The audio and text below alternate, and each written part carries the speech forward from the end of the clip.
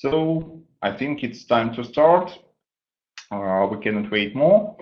So my name is Evgeny Karpluk and I am IoT technical lead in Cyclone, and today I also will moderate this webinar. So I'm gonna talk about one outstanding biomedical IoT project, Neopanda, which was delivered in 3 months, and I hope will save many lives. So let me introduce the speakers of the webinar.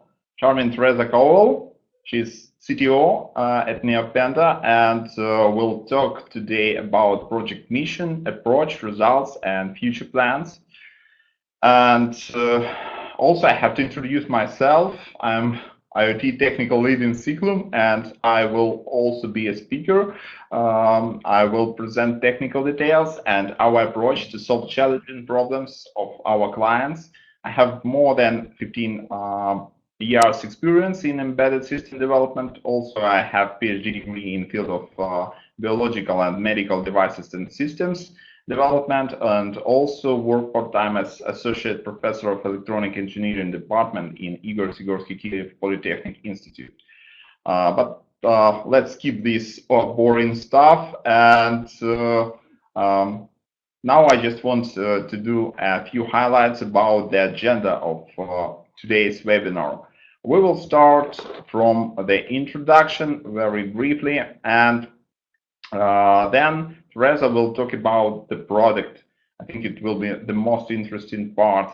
And then I will provide more technical details about the solution and challenges which we faced. And then we will come back to Neopanda next steps, future plans.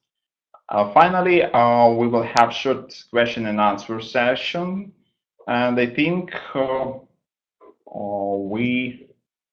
I would like just to say a few words about Cyclone R&D, who we are and what is our mission. To be short, we are experiencing in different areas, solving challenging technical problems and bringing ideas to life.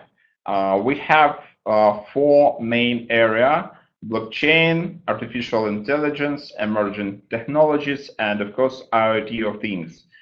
But today we are talking about one of our projects of our client, Neopanda. So now I give the floor to Teresa. So Teresa, please start your story. You're welcome. All right, hello, I'm Teresa. I am the co-founder and CTO of Neopanda. We're a medical device company, and what we're doing is innovating medical devices for emerging markets. Our mission is to create end-to-end solutions that enable high-quality patient care and nuanced data insights for stakeholders. So to do this, we work on designing solutions that are appropriate and affordable for low-resource settings so that we can really have a positive impact. Reaching underserved populations around the world. So that's sort of the introduction to what we're trying to do. My co-founder Sona and I started this journey about 3 years ago when we were graduate students in biomedical engineering at Columbia University in New York City. We were both really passionate about figuring out a way to merge the worlds of biomedical engineering and cutting-edge technology with global health and impact. Since then, we've built a really great team, including 2 members on the ground in Uganda, and we're backed by a great advisory board and some awesome partners like Cisco and AmeriCares. We also recently completed the Techstars Chicago Accelerator Program. So the problem that we are trying to solve with the solution we're going to be telling you about today is high preventable mortality of newborns in the developing world. There are 2.6 million newborns who are dying each year in low-resource settings, and according to the WHO, about 80% of these deaths are preventable. So our team has spent countless hours in Ugandan hospitals like the one on the slide here in Kampala, trying to figure out how to help save more lives. The gap that we've seen is that Traditional medical devices, like the ones we see in NICUs, in hospitals here at home in the US, they're too expensive and inaccessible, and they fail in places like Uganda due to limitations in power, wireless connectivity, durability, difficulty to maintain, all sorts of challenges like that. There's been some great global health interventions like this pneumonia diagnostic here in the middle, but these sorts of tools, they don't solve this problem of having too many babies in the hospital ward for the nurses to take care of. So the reality is that vital signs monitoring, which is really a standard of care, is only able to happen manually and intermittently, which just really isn't good enough for what these babies need. So we need to build a solution that works for these hospitals, and it doesn't end up in the equipment graveyard, which is what the nurses tell us they call this sort of image we see here, where most donated equipment ends up failing in months. So it's really shocking that most medical devices out there, they're not designed for 85% of the world's population. That's the population in emerging markets. So that's where we come in. I really believe in tech for good, so I wanted to emphasize here the potential of leveraging cutting-edge IoT technology to build impactful solutions. We're excited about the advances recently in wireless and embedded technology, the rise of affordable and reliable IoT solutions that really make it possible for us to reimagine medtech and create feasible products that meet the constraints of low resource settings. So here's what we're building. Our solution is a patent-pending wearable vital signs monitor that continuously measures 4 crucial vital signs, and it's designed specifically for resource-constrained environments. It's a sort of a 4-in-1 device where we're continuously measuring the pulse rate, the oxygen saturation, the respiratory rate, and the temperature. And then the data from multiple devices are transmitted using Bluetooth Low Energy to a centralized dashboard on a tablet, where a nurse can see the status of all the babies in the room and get alerts in real time when they're in distress. This way, overburdened healthcare workers can better manage their patients and improve the speed of action to emergencies. That way, they have the best chance, the newborns have the best chance to really get the care that they need to survive and thrive. So let's take a little bit of a closer look. Here we have the reusable band, which is cleanable and reusable, which are very important for these environments. We have a rechargeable device that's small and simple, easy to use. It has 2 sensors on the back, a pulse oximeter sensor and a digital temperature sensor. And then we have our application, which is where there is a centralized dashboard, and we have trend plots to show physicians the historical vital signs data. So at Neopenda, we're really proud to employ a needs-based, user-centric design approach. And this means that we developed this product based on field research at over 50 hospitals around Uganda, where we engaged local healthcare workers to learn from the challenges that they face and the unique design and engineering constraints of their environments. Some of the main design requirements that we've learned are listed here. So we have that the system needs to be offline, so a lot of the hospitals don't have internet access, so we need to be able to work with that and have a local BLE system only. Also, power is often unstable or has blackouts and brownouts, so the product needs to operate without continuous power. Along with that, it needs to be rechargeable and reusable, as well as wireless, portable, a lot of these factors that make devices that we usually see donated, they end up failing in these settings. So we need to create something that is the nurses are able to use and that will be long lasting and just well suited for their needs. So to create this prototype system, we partnered early on with Cyclone. They're drawn by their expertise in IoT and wireless sensor technologies. And then through our collaboration, we were able to develop a custom hardware and software solution that could meet these unique constraints governing our product and ultimately will save lives. So now I'll hand it over to Yevgeny to dive deeper into the technical side. Thank you, Teresa. Thank you for the great story. Very interesting. And now I think it's time to talk about this project from technical perspective. How did it start? Every story or project from our perspective, from Cyclum, starts from introduction call. At this point, we are trying to understand not only certain requirements of the scope of the future project, but also obtain clear vision of business goals and roadmap of our client. As next step is architecture or some kind of existing solution or some kind of proof of concept review, which is super important to reach the goals.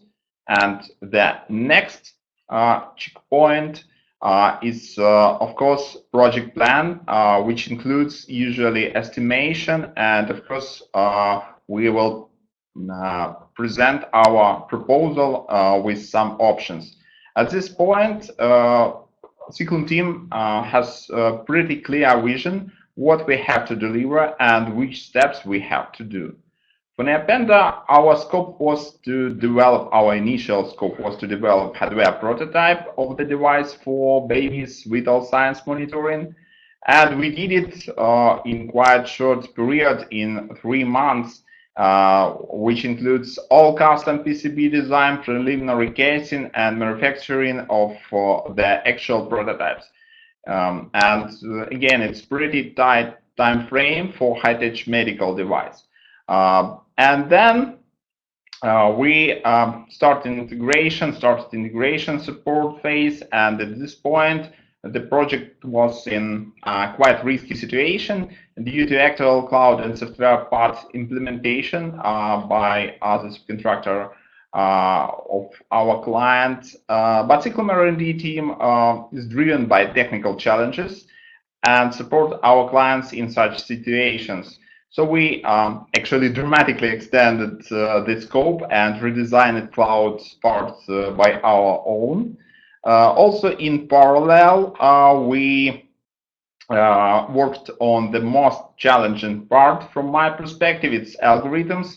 And of course, we delivered just first iteration, but still usable to bring the solution alive and actually obtain the useful information, vital science, to enable monitoring at all. But it's a story, and now I'm going to talk about technical side of the project, and I will start from technical challenges and how we found the solutions. First, according to the mission and the niche of the product, we have to be super cost efficient, and device size also have to be really pretty compact. And next point, that we have pay much attention to power consumption due to actual dimensions limitation and also desired battery life.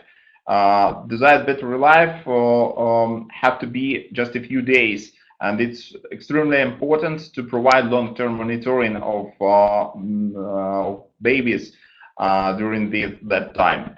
I think it's I can say it's enough to say that it's a bit challenging project, but we committed to provide scalable and flexible solution due to Neopanda needs, and we have to enable raw signal collection to make possible any algorithms enhancement in offline afterwards, after actual data collection. Also, due to user experience specificity, the process will have no chance to use like well-known transmission SPO2 approach, and we had to implement reflective SPO2 sensor, which also includes some challenges, but we'll talk about that in a few minutes. I hope. Also, one of key feature of the product is innovative respiration rate extraction algorithm without classical thoracic impedance measurement, which is a well-known approach, but not so convenient for any patient, and definitely not for babies. Or just capnography, which is not cost-efficient solution for respiration pattern and respiration rate monitoring. And of course, we have to deliver all these things in quite short time frame. Before we start, we have to understand the high-level architecture of the solution. And we provided such kind of investigation and figure out at least 4 options. I'm talking about how to collect the data, how to stream the data in real time from the dedicated Neopanda devices to some mobile device or personal computer like laptop in real time for the visualization and enabling all trends, records, and other features. Of course, the simplest approach is use just direct BLE monitoring, but there are a lot of challenges on this way. The second option was just implement local monitoring system without internet connection, based on like internet solutions approach. Third option is, of course, internet-based monitoring system, which requires cloud and, of course, backend services. And we decided to implement mixed architecture due to our client's requirement, because we have to implement solution which will definitely work fully offline without internet connections due to use cases in these cost-efficient hospitals. And also we have to provide the flexibility for future development.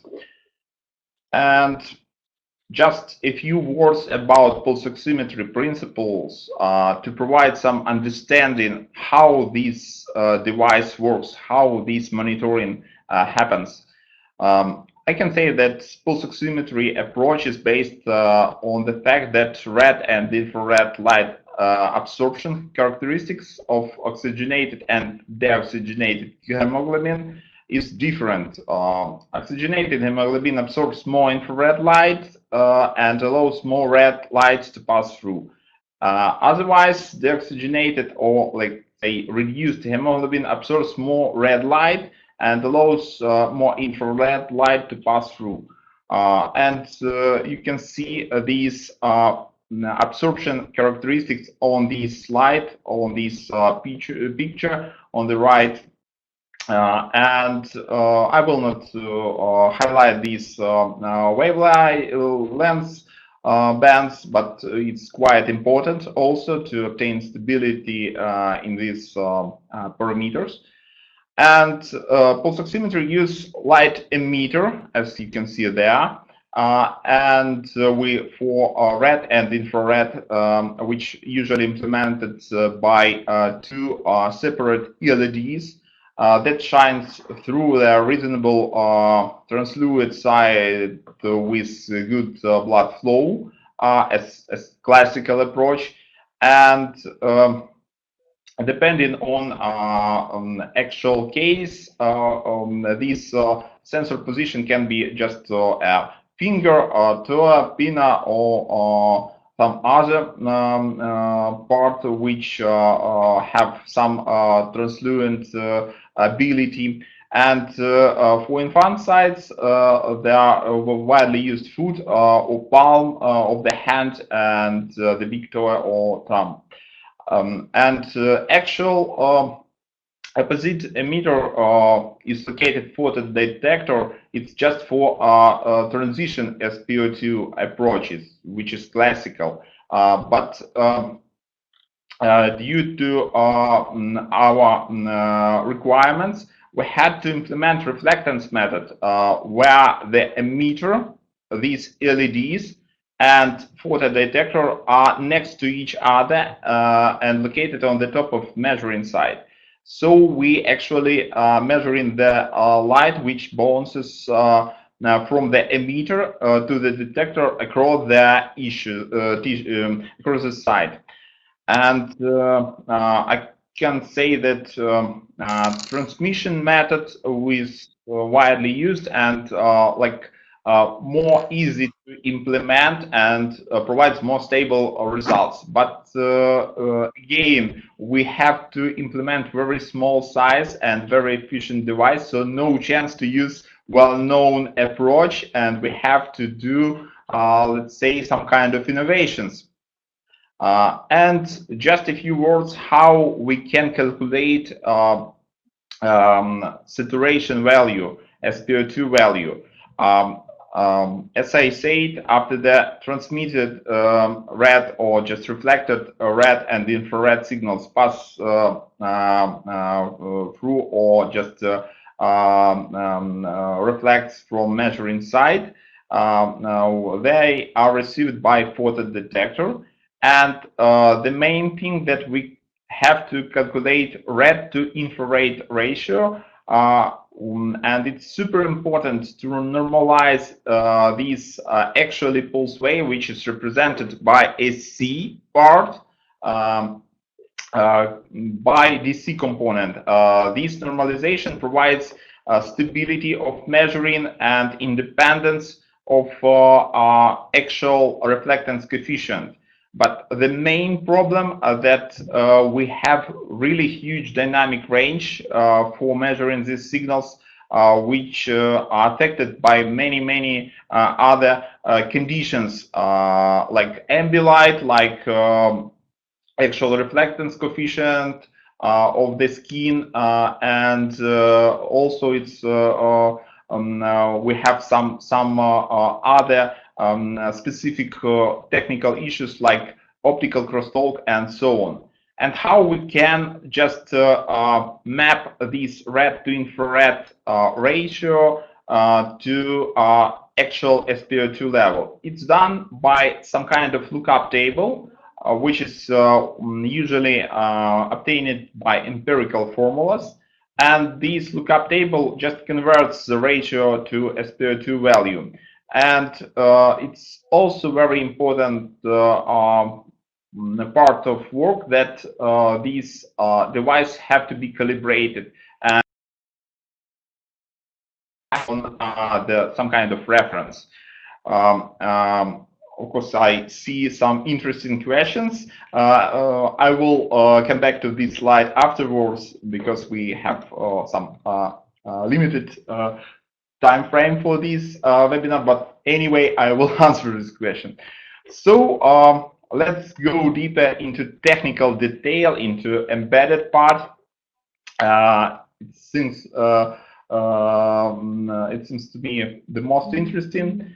So as usual, the most easier approach that we can just integrate OIM SpO2 modeler for SpO2 measuring and, of course, head rate measuring, which is pretty simple. We can just calculate pulsation count per some time window and just divide these two parameters.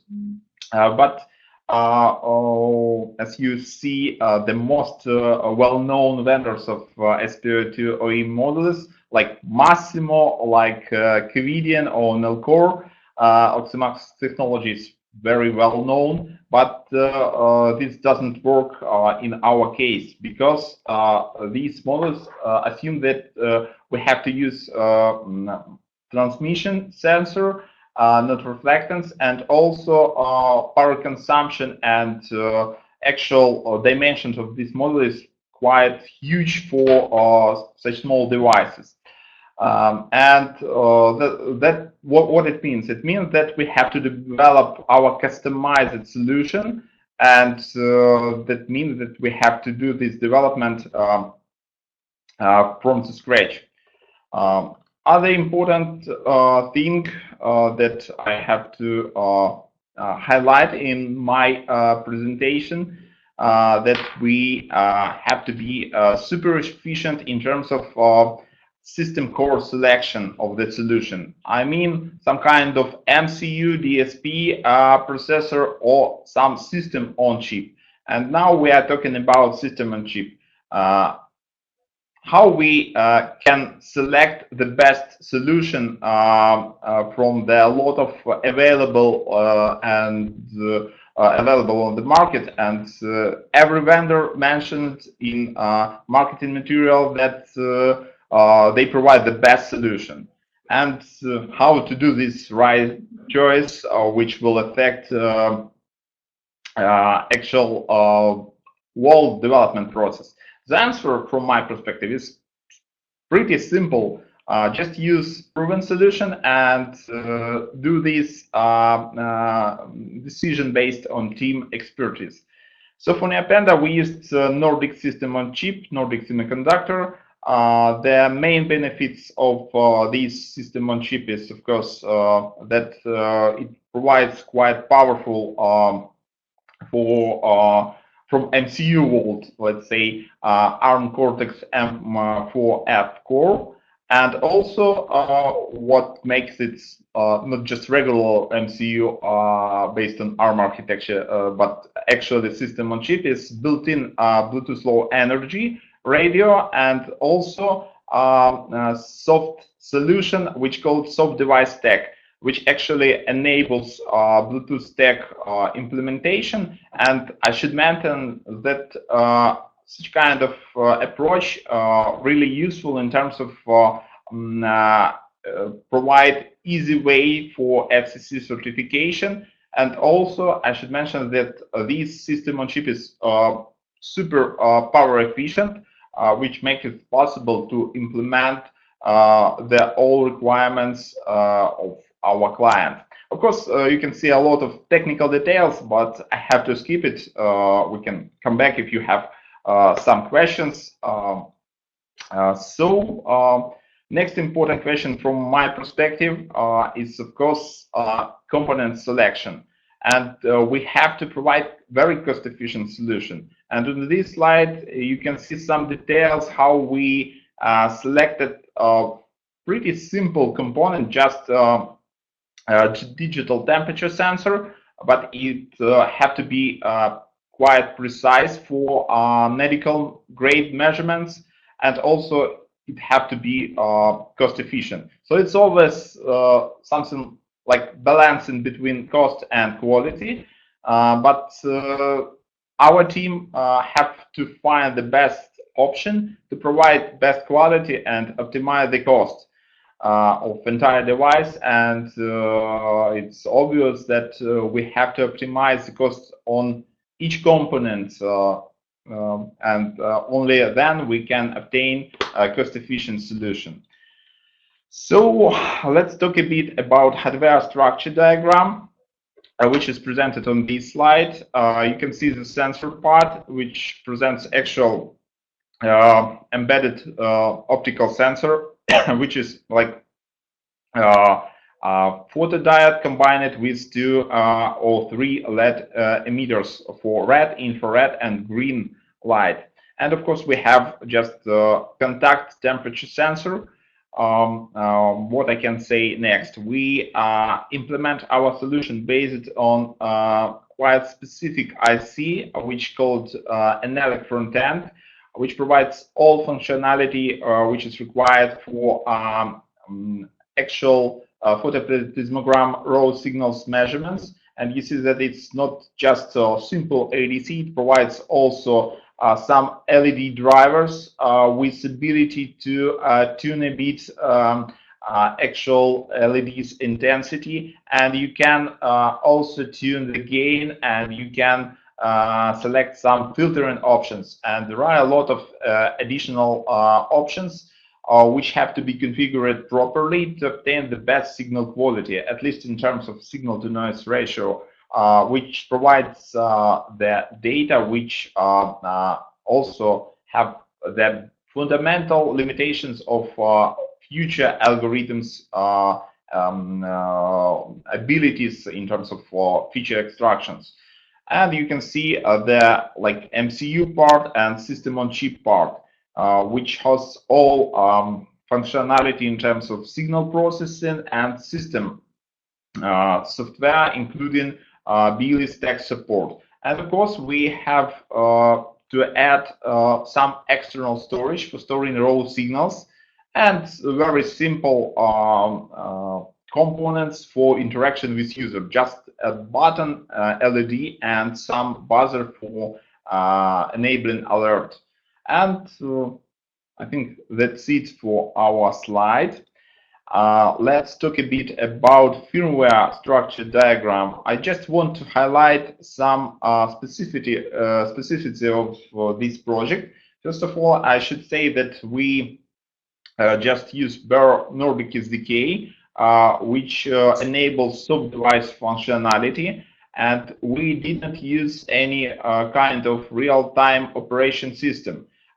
This approach is harder to implement. It's not so easy to design such kind of device, but anyway, we will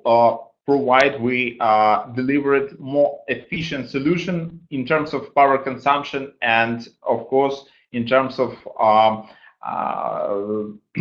RAM and flash memory footprint, which again affects the entire system cost, which is very important. And you see just basic details, which kind of protocols, which kind of hardware drivers was implemented and successfully deployed. So let's highlight the entire solution architecture, not only the device. We have Neopanda devices. We have the laptop, just regular laptop with Ubuntu, which is used as a host for all services. And actually, we have to deliver this scalable solution, which is built based on like a well-known approach of microservices, which is commonly used for internet solution, internet application, Internet of Things. But this approach also works perfectly for offline applications. And we have dedicated components like BLE proxy, which aggregates all data and talk to the actual backend, not just web server. And we implement like local storage based on MongoDB due to ability to store different kind of data, including some service data, some logs, some parameters of signal quality, and so on. And of course, the main goal is to store extracted and filtered without science. And of course, we implement a web application, which can be just easily opened on the same laptop. So it's pretty cost-efficient solution. It's based on React.js. And also, I have to mention that we use such kind of technologies like Socket.io to implement real-time data streaming. So we have quite small delay between sending the actual parameter after measurement to entire system to enable alert system if we need as soon as possible. And also, of course, you can just connect other PC or mobile application, some gadget, some solution. We are local area without internet connection and obtain the access to the dashboard and all functionality of the developed device. So let's summarize how R&D/Ciklum service worked for Neopanda. The aim was to develop a wearable device to help reduce newborn mortality and in developing countries. And the device monitors baby's heart and blood oxygen saturation, respiration rate, respiration pattern, and temperature. Alerts doctors and nurses on changes and risky events. Just want to highlight some stages of this project. We started from the architecture review and design the architecture which meet clients' needs, and also this architecture has to be cost efficient for first production solution, but in the same time it should be flexible enough to make final product migration as easy as possible without fully redesign. Also, we have done the hardware design with actual prototyping. So we started from the scratch. We designed the schematics and PCB with the first 3D printed casing and enable early bird, let's say, field testing and data collection, which is extremely useful for algorithms development. And of course, we developed the firmware to enable all hardware required functionality. The main challenging among the regular IoT project was, of course, signal processing and algorithms development. It's quite important part, and we also delivered web application and BLE proxy.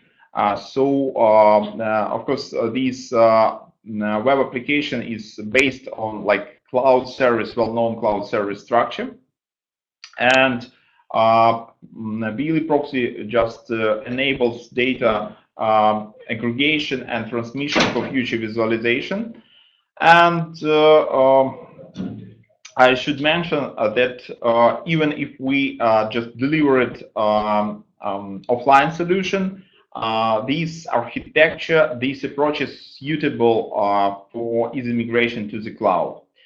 And of course, we just delivered the prototype of this solution, but incremental development is the way to obtain final ready to mass production product without full redesign. I think it's the main achievements of our team in terms of this project. And I should mention that this project won outstanding IoT project awards at the 2018 Computing Big Data Excellence Awards. This program honors the achievements of the IT industry for best big data and Internet of Things companies. So I think it's time to talk about future plans, and I give the floor to Teresa again. So please, what will Neopanda do next? What will be your next steps? Yeah, thank you, Evgeny. Yeah, to sort of wrap things up, I wanted to take a look at what we've accomplished so far in this project. Over the last 3 years, with the help of the great partners here, Neopenda, we've conducted countless hours of field research in Uganda. We built a social enterprise business model, and we brought this solution from an idea to a proof of concept to a medical device that's now in clinical trials. So we currently have a clinical trial that's ongoing at Tufts Medical Center in Boston in the United States. So we're really excited about that. Having this on neonatal patients for the first time is very exciting. The next steps to take this to the market, to impacting patients around the world are sort of laid out here. We'll be iterating on the design, calibrating the algorithms, integrating more feedback, and getting CE and ISO certification on the device before commercialization in sub-Saharan Africa, starting later at the end of next year. And we're on track to start impacting 4 million lives by 2023. To hit these milestones, we are currently fundraising, so we do have a crowdfunding campaign at Republic that you can check out if you're interested in learning more about how we're going to be getting there. So to sum up, we're really proud of what we've accomplished working with Ciklum. We're excited to bring this technology to life. What it's going to be doing is really changing the game for newborn healthcare in low resource settings. Continuous monitoring improves the care that patients get in the hospitals. It improves the efficiency of how the hospital work, how the nurses are able to do their jobs. And we're making a really, gold standard level of care accessible in low resource settings. So we're really excited about that.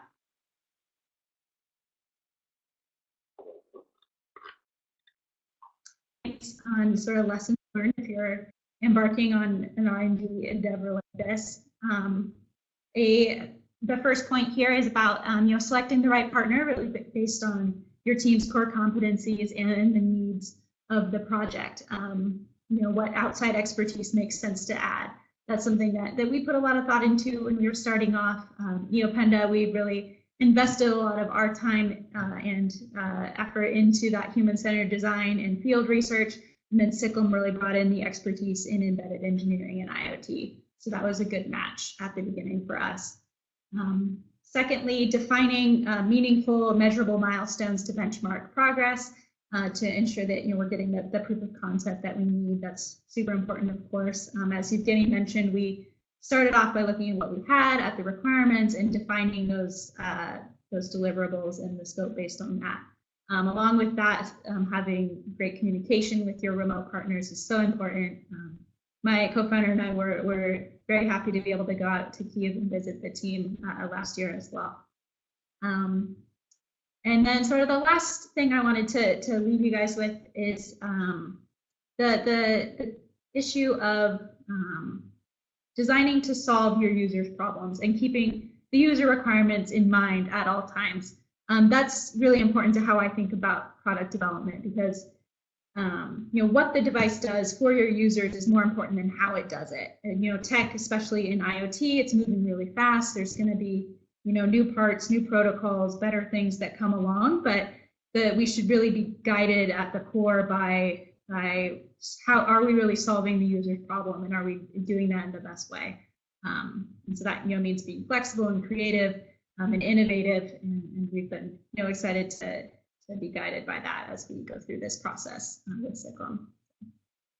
With that, I think we're going to move into Q&A now, unless Evgeny has any final thoughts. But thank you very much for listening.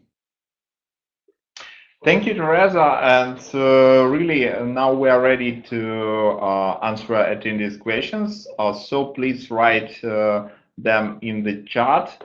And while you are typing, I will tell you something about Cyclone RD Services, just overall approach, just on high level.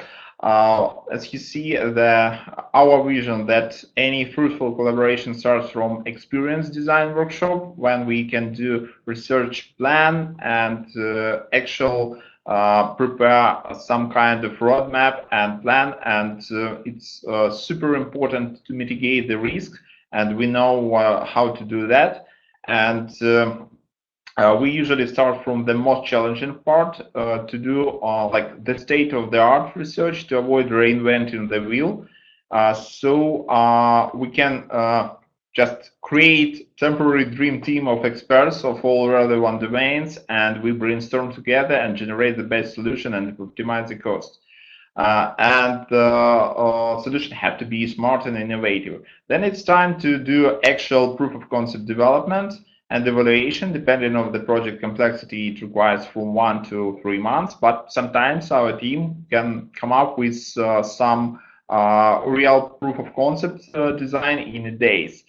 And of course, after proof of concept validation, we can start the main development according to the best practices. And after that, we can do support and monitor and adjust the product according to clients' needs. And again, just to highlight, we have the following focus area. We can do just regular research, analysis, ideation. We can do artificial intelligence and deep learning. And of course, we can do IoT and hardware design.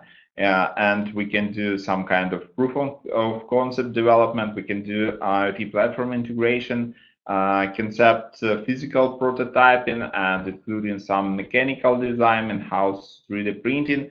And of course, we have some experience in medical devices, algorithms, including signal processing. So I think it's time to start answering the question. I will stop just talking about our services. Let's go through the questions. The first question is, are these normalization done in the hardware or the embedded software?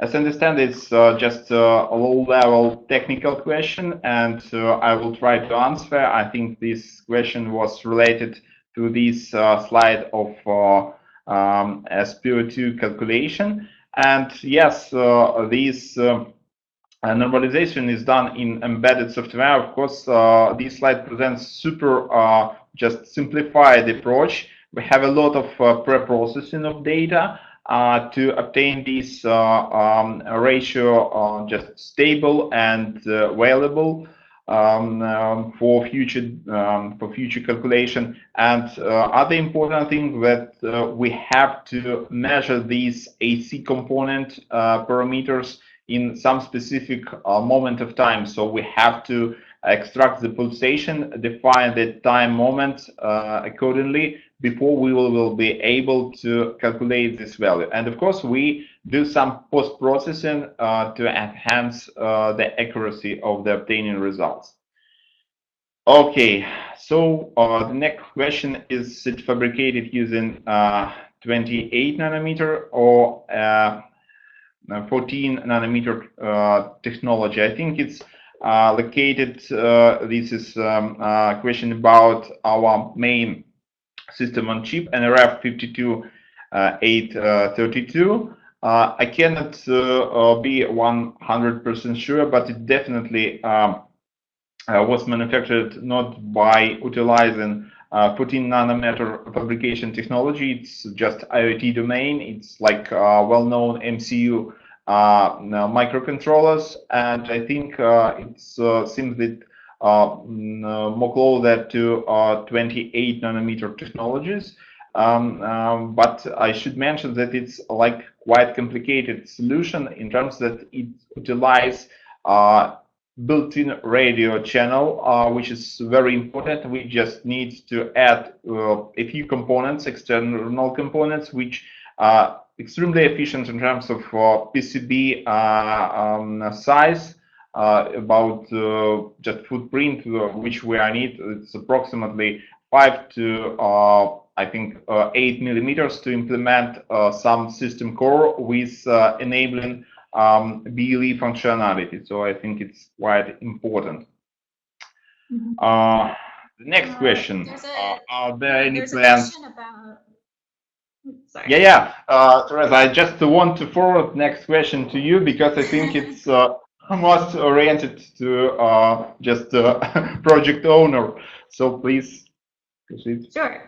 Yeah, and I'll be quick because we're running out of time. But we have, considered, open, even the algorithms open source. It's something that we're open to in the future.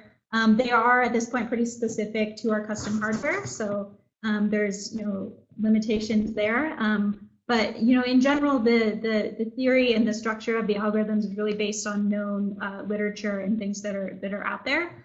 So the novel, it's not really.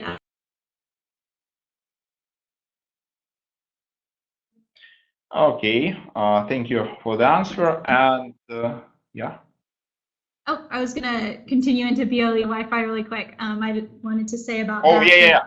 Let's proceed. I think it's it was just initial requirements. Of course, I can comment this from technical side, but please continue.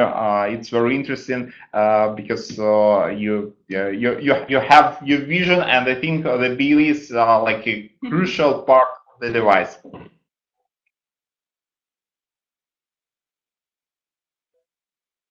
Yeah, the Wi-Fi consumes much more power than the Bluetooth Low Energy, and having a long battery life of 5 years. So the power draw on Wi-Fi is a big negative. There's also much greater RF from Wi-Fi than Bluetooth, and since we're on newborn babies, that radiation difference could be significant. So there would be a lot more safety testing concerns there potentially.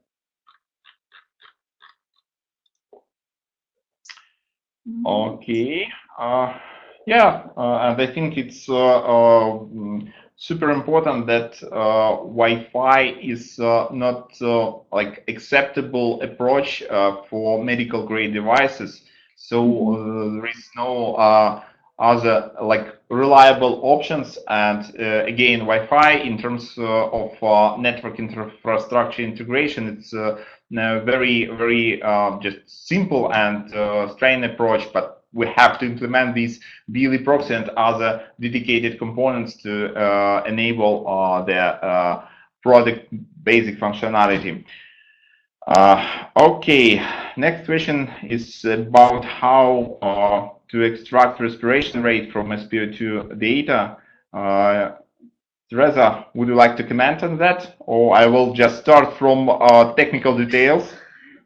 Sure, I can give a minute on that. So respiration rate, we are extracting that from the pulse oximeter sensor data. So it can be computed from that plasma graph waveform. It's less of a traditional approach. There's a lot of different ways to get respiration rate, but this is a more efficient approach for us in making that simple 4-in-1 device.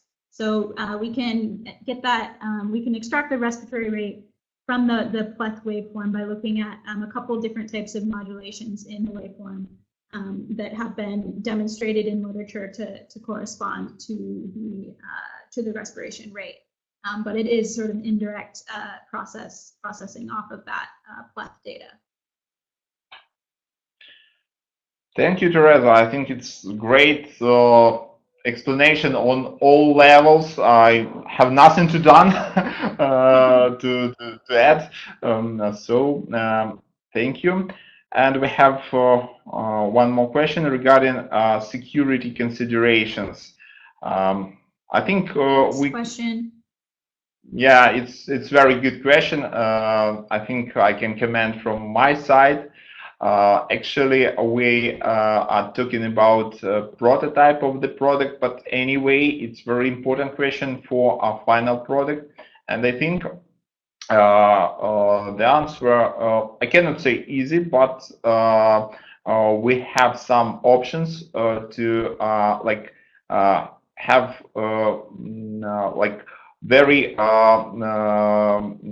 strong security solution for this data collection. Actually, we can use secure BLE protocols for data gathering because it will require a bit more power for properly configuration. But anyway, I can say that even in prototype solution, data which are like streamed via BLE is anonymized, so no any patient information, just raw data.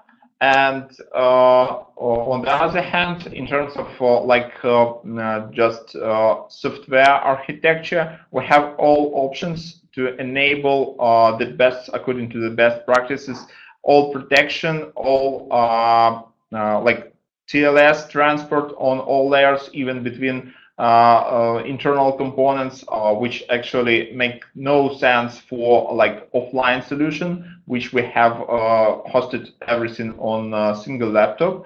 But if we will scale the system, we definitely will talk about these options, because we have to distribute all components in a cloud, in local machine, in local hardware specific solution for data collection, aggregation, and so on. I think that's all comments from my side. Teresa, maybe you want to add something? I think that's good. Yeah, great answer.